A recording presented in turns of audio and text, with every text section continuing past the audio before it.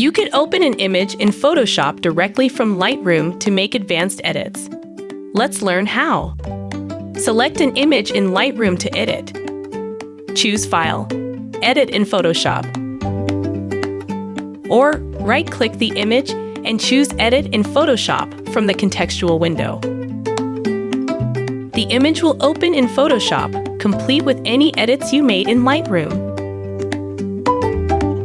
Let's use Generative Fill to remove some distracting elements. With the polygonal lasso tool, we can select the fence.